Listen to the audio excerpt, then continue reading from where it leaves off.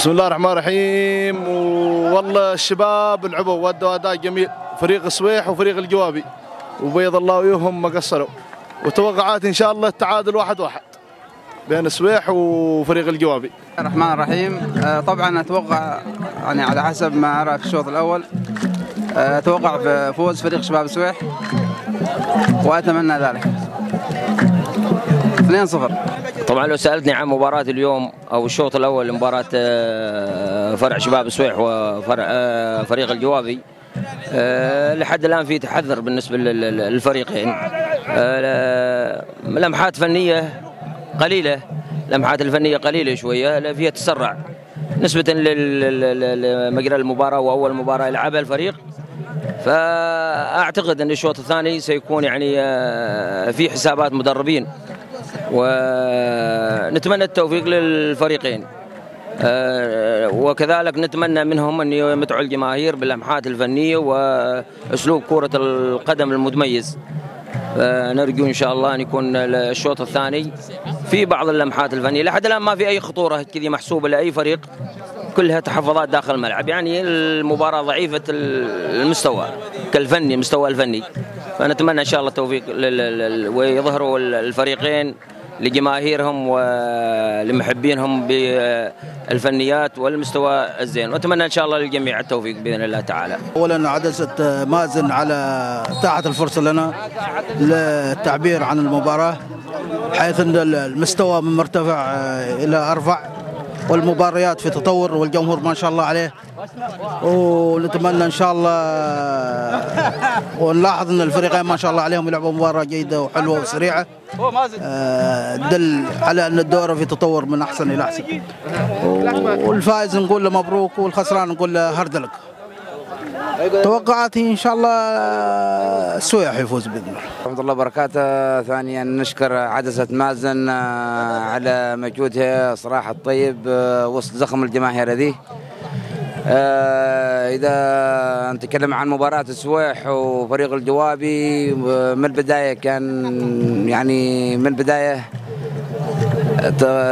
في استحواذ على الكرة أكثر شيء في خط الوسط، لكن كخطورة على المرميين ما لاحظنا أي حاجة، ونتمنى التوفيق للفريقين. لكن في سؤال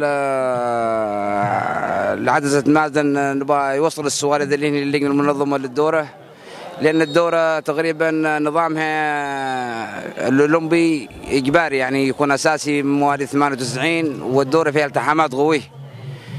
حن كجماهير نسأل عن الأسعاف، يعني تصير إصابات خطيرة تقريبا، مرات بلع لسان، يمكن ارتخاء، بس نسأل عن الأسعاف، يعني هنا ما موجودة صراحة، ما نشوفها في الملعب.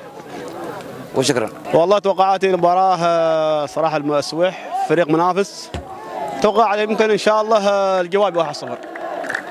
وبالنسبه لفريق السويح صراحه فريق تكتيك، فريق فني ما شاء الله، مهارات، نصهم قوي بالنسبه للفريق، وان شاء الله كان الله بيوفقنا ان شاء الله وبنهزمهم ان شاء الله. التوقعات المباراه ان شاء الله 1-0. والمجال الثاني يمكن ان شاء الله الجيم الثاني، الحين جيم الاول ان شاء الله ماشي جول، الجيم الثاني ان شاء الله بامر الله الجوابي 1-0. وسلامتكم. بسم الله الرحمن الرحيم. توقعاتي مباراه الجوابي 2-1 ان شاء الله بإذن الله على حسب التوقعات، واتمنى من بيني وبينك الحكم التركيز الزايد يعني بالنسبه للدفاع السويح، ملاحظه مهمه هذا الشيء. دفاشتهم يعني مثل ما تقول الخشونه في الدفاع، قلنا الدفاع شيء طبيعي، لكن الزايد عن الحد هذه تكون مشكله، فهمت علي؟ اتمنى التركيز من الحكم. سلامتكم وطالتكم. والله مقريات المباراة فريقنا كان شوي خطوطه متباعدة، ما كان متقارب، ما كان في تفاهم في الاستلام وتسليم الكرة، خاصة منطقة النص ومنطقة الدفاع، عندهم هم مستلمين الكرة أكثر. منطقة ال18 ما وصلناها إلا مرة واحدة في كرة عرضية. نطالب من المدرب يشتغل في النص، يتحرك، يفكر في النص أكثر. والشوط الثاني نتمنى إنه يبدل تبديلات، ما نقول احنا نعرفه، هو يعرفه، هو يعرف الناس اللي مفروض يدخلوا عشان يغذوا النص. إذا غذيت النص بتوصل قدام. وعندك في كرة القدم أفضل طريقة للدفاع هي الهجوم، إنك تهاجم تريح مدافعينك وتريح حارسك. حنفكر ان نمسك الكوره من بعد نص ملعب الخصم يستلمها فريق السويح. ما وصلنا ما وصلنا هدفهم، ما وصلنا ولا هجمه الا كره عرضيه ومسك الحارس. نطالب انه يغذي النص ويهاجم، لان افضل طريقه للدفاع هي الهجوم، انك تهاجم الخصم. اتوقع ان شاء الله بيرجع فريق الجوابي وان شاء الله الفوز باذن الله. هذه توقعاتي مباراه اليوم. اولا بسم الله الرحمن الرحيم. صراحه مباراه هاديه جدا، لكن تفتقد الدقه من جانب الفريقين، دقه الوسط، وشاهدنا ثغره في دفاعات فريق الجوابي، لكن ان شاء الله نتامل ان يتحسن في الشوط الثاني، ومثل ما يقولوا الحين شوط المدربين وعسى خير. وتوقعاتي المباراه تنتهي في نتيجه ايجابيه تعادل 1-1. الاحظ من خلال مقرات الشوط الاول ان اداء الفريق الجوابي فيه نوع من التحفظ، وربما هذا تخطيط مدرب، وان شاء الله راح نلاحظ المستوى المعهود لفريق الجوابي في الشوط الثاني.